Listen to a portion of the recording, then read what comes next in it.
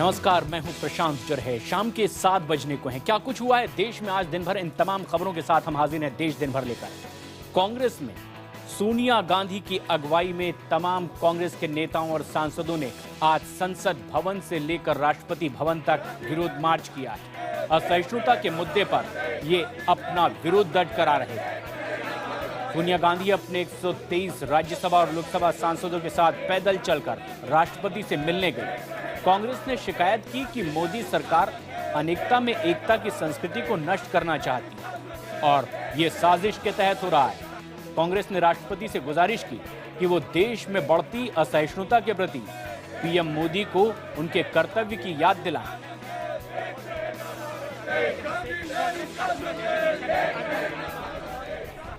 असहिष्णुता के मुद्दे पर पुरस्कार लौटाने से शुरू हुई कवायद अब राष्ट्रपति भवन तक मार्च की शक्ल ले चुका है। कांग्रेस अध्यक्ष सोनिया गांधी और उपाध्यक्ष राहुल गांधी ने देश में बढ़ती असहिष्णुता का आरोप लगाते हुए आज विरोध मार्च निकाला। इससे पहले कांग्रेस राष्ट्रपति से मिलकर चिंता जता चुकी है। कांग्रेस की मांग है कि इस मामले में राष्ट्रपति दखल दें। राष्ट्रपति जी ने अपने विचार प्रकट किए हैं, लेकिन प्रधानमंत्री जी खामोश रहे, जो इस बात को साफ तौर पर दर्शाता है कि उनकी इन सब घटनाओं से सहमति। माहौल मैन्युफैक्चर्ड है, आरएसएस के लोग, बीजेपी के लोग मैन्युफैक्चर कर रहे हैं। That is exactly what we are saying. The finance minister is under the impression that there is nothing going on. Maybe he should go to the villages and see what's happening. हालांकि केंद्र सरकार और BJP ने इन आरोपों को हमेशा नकारा है।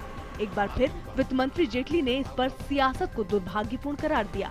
इस देश, ये कभी देश इंटॉलरेंट रहा नहीं है और कभी रहेगा नहीं, और इसलिए राजनीतिक कारणों से इस विषय को उठाने का कोई लाभ नहीं।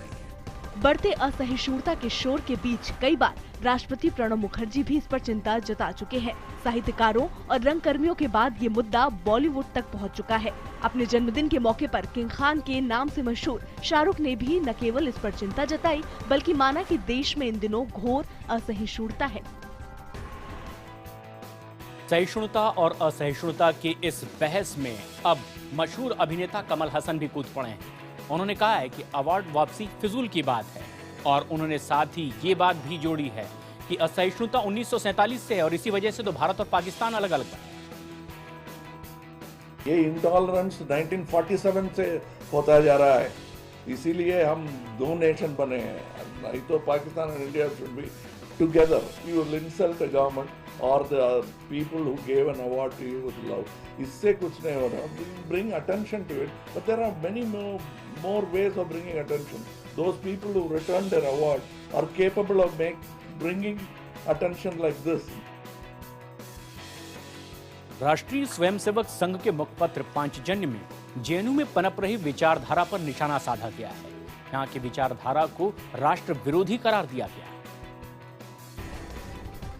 संघ के मुखपत्र पांचजन्य में दरार का गढ़ नाम से छपे लेख में जेएनयू को नक्सल गतिविधियों का केंद्र होने का आरोप लगाया गया है। जेएनयू के छात्र संघों को आरएसएस ने नक्सल समर्थक छात्र संघ करार दिया। लेख में दावा किया गया है कि जेएनयू में समय समय पर राष्ट्र विरोधी गतिविधियां आयोजित की जाती हैं और साल 2010 में जब छत्तीसगढ़ में नक्सलियों के हाथों 70 से ज्यादा जवान मारे गए थे, तब विश्वविद्यालय में जश्न मनाया गया था। पांचजन्य ने लिखा है कि जेएनयू में एक बड़ा एंटी नेशनल तबका तैयार हो चुका है जो देश को तोड़ने में लगा है। राष्ट्रद्रोही गतिविधियों को जगह देना, वो कोई भी उसे युक्ति संगत नहीं ठहरा सकता, सही नहीं ठहरा सकता।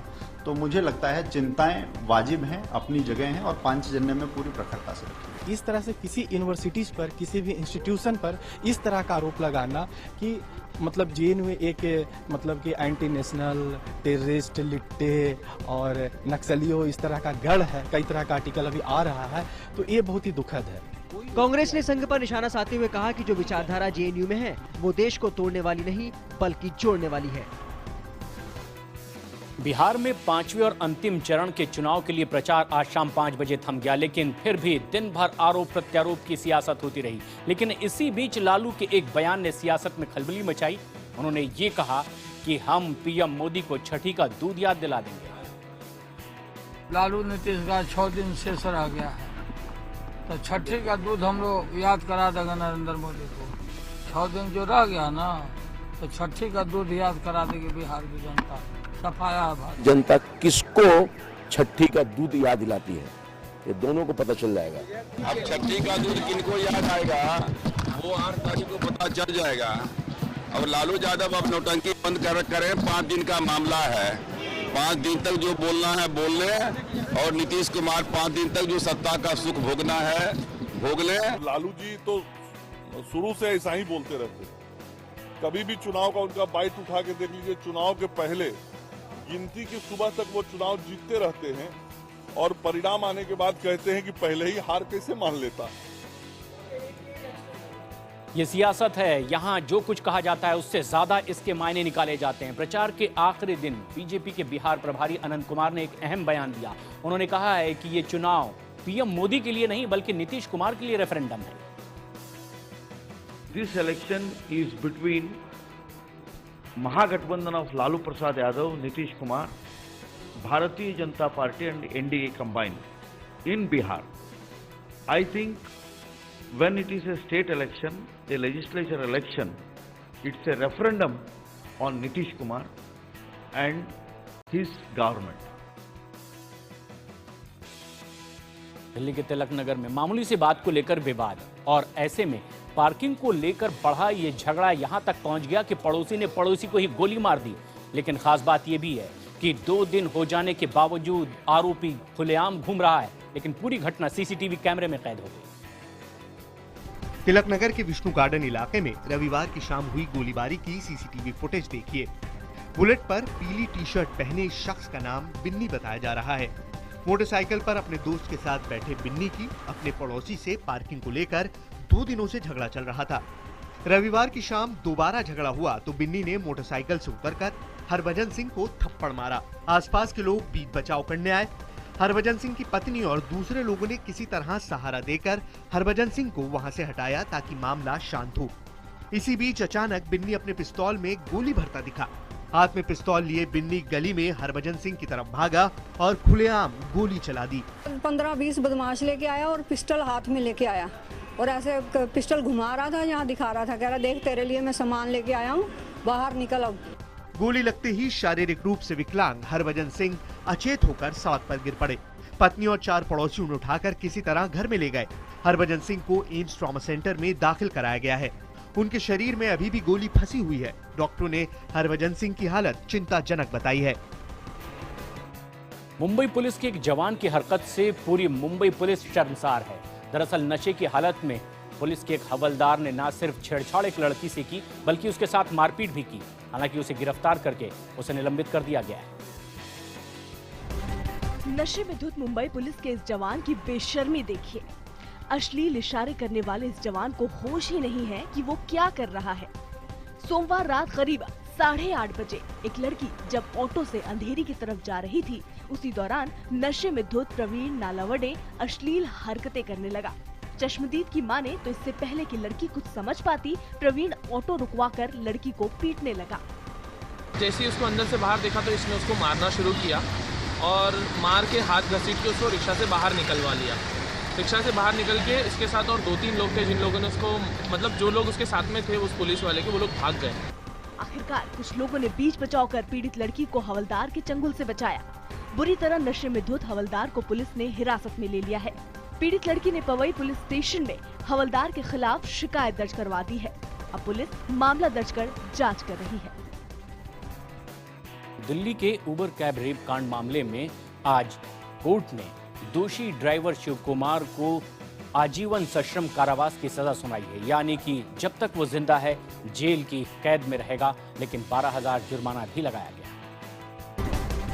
ड्राइवर शिव कुमार को आखिरकार उसके किए की सजा मिल ही गई। 32 साल के शिव कुमार को 30,000 कोर्ट ने बलात्कार का दोषी मानते हुए उम्र कैद की सजा सुनाई।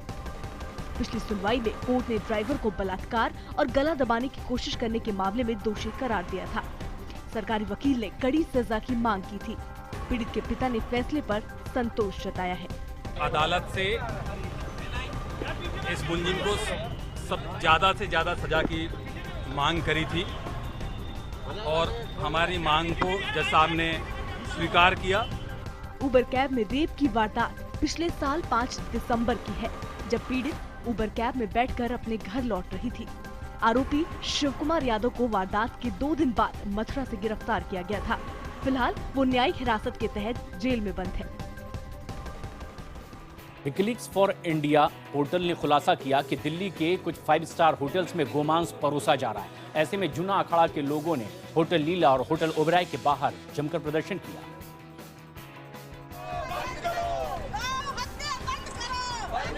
चाणक्यपुरी के लीला होटल पर प्रदर्शन करने आए लोगों ने होटल के खिलाफ जमकर नारेबाजी की। प्रदर्शनकारी गाय का मांस बेचे जाने को लेकर लीला होटल के खिलाफ कार्रवाई करने की मांग कर रहे थे। साथ ही ये लोग सभी होटलों में गाय के मांस की बिक्री पर रोक को सख्ती से लागू करने की मांग कर रहे थे। लीला होटल पर होने वाले प्रदर्शन की खबर लगते ही भारी संख्या में पुलिस बल को तैनात कर दिया गया। पुलिस की तैनाती के बीच प्रदर्शनकारी होटल के सामने जुटे तो सही, लेकिन वहाँ टिक नहीं पाए। पुलिस ने सभी प्रदर्शनकारियों को वहाँ से खदेड़ दिया। गौरतलब है कि news portal WikiLeaks for India ने स्टिंग ऑपरेशन के जरिए ये दावा किया था कि दिल्ली के 5 स्टार होटल लीला और ओबरॉय गाय का मांस परोसते हैं। पोर्टल का दावा है कि उनके अंडरकवर रिपोर्टर ने जब होटल में गाय के मांस की डिमांड की तो होटल मांस परोसने को तैयार हो गया।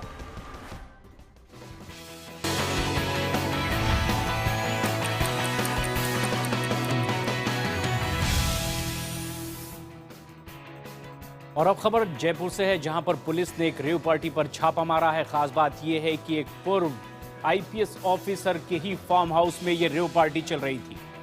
पूर्व आईपीएस अजय सिंह का ये फार्म हाउस बताया जा रहा है, जहां पर पुलिस ने छापा मारा। शराब की बोतलें और नशा करने का सामान सहित कई आपत्तिजनक चीजें भी यहां से बरामद की गई है। पुलिस ने 12 लड़कियां और 26 लड़कों को यहां से गिरफ्तार किया। बताया जा रहा है कि पार्टी में क्रिकेट पर सट्टेबाजी भी हो रही थी। इसके अलावा करणी विहार इलाके में पुलिस ने रेव पार्टी पर छापा मारा और दोनों रेव पार्टियों में 50 युवक युवतियों को गिरफ्तार किया गया है। पार्टी जयपुर, दिल्ली समेत कई शहरों के हाई प्रोफाइल युवक युवतियां इसमें शामिल बताई जा रही हैं।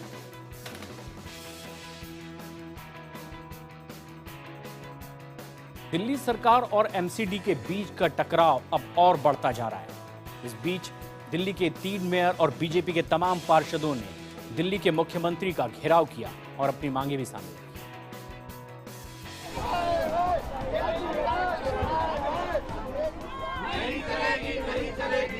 बीजेपी के मेयरों ने सुबह 8 बजे के करीब दिल्ली के मुख्यमंत्री अरविंद केजरीवाल के घर के बाहर हल्ला बोल दिया। दिल्ली के तीनों निगमों के मेयर समेत बीजेपी के पार्षद केजरीवाल के घर के बाहर धरने पर बैठ गए। बीजेपी पार्षदों की मांग है कि दिल्ली सरकार 1322 करोड़ रुपए का फंड तुरंत जारी करे। साथ ही उनकी मांग है कि दिल्ली सरकार के अलग अलग विभागों के ऊपर बकाया प्रॉपर्टी टैक्स के 600 करोड़ रुपए दिलवाए। अब तक दिल्ली सरकार की तरफ से जितने फंड मिलते रही है एमसीडी की, उससे ज्यादा दिल्ली सरकार दे चुकी है। तो मुझे लगता है कि ये जो राजनीति करने के लिए अवसर तलाशा जा रहा है वो ठीक नहीं है। हालांकि केजरीवाल पहले ही कह चुके हैं कि उनकी सरकार ने इस साल ज्यादा से ज्यादा फंड दिया है। आज तक किसी नागरिक पर ऐसा जुल्म नहीं किया जैसा केजरी सरकार करवा रही है। ये हमारा विरोध था। इस शांतिपूर्ण तरीके से हम सुबह से बैठे थे, लेकिन अंदर बैठकर आदेश के द्वारा जो किया जा रहा है ये गलत है। सीएम केजरीवाल के घर के बाहर प्रदर्शन कर रहे मेयरों और निगम पार्षदों को पुलिस करीब 9:30 बजे सिविल लाइंस थाने ले गई, जहां पूछताछ के बाद उन्हें छोड़ दिया गया। कल्याण डोंबिवली निगम चुनाव में भले ही शिवसेना सबसे बड़ी पार्टी के तौर पर उभरी हो, लेकिन बहुमत से वो 9 सीट पीछे ही रह गई। ऐसे में अब देखना यह है कि किसकी बहुमत से, किसके समर्थन से यहां सत्ता हासिल की जाती है। केडीएमसी में सरकार बनाने के लिए शिवसेना में बैठकों का दौर शुरू हो चुका है। वहीं बीजेपी अपनी हार नहीं पचा पा रही, लेकिन पहली बार किंग मेकर बनकर उभरे राज ठाकरे अभी तक अपने पत्ते खोलने को तैयार नहीं है। बहुमत के लिए जोड़ तोड़ की संभावनाओं को देखते हुए कांग्रेस और एमएनएस ने अपने अपने पार्षदों को अलर्ट रहने के लिए कह दिया है। 42 सीटें जीतने वाली बीजेपी अब केडीएमसी में अपना मेयर बनाने के लिए हर मुमकिन कोशिश कर रही है।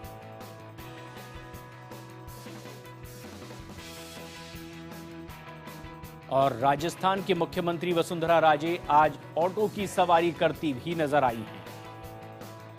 और ये तस्वीरें बताती हैं कि सियासत के लिए नेता आखिर क्या कुछ करते हैं।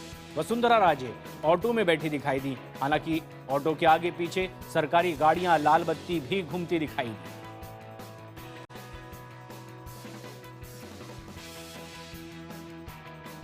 फिलहाल देश दिन भर में इतना ही, लेकिन देश दुनिया की तमाम ताजा खबरों के लिए देखते रहें IBN 7।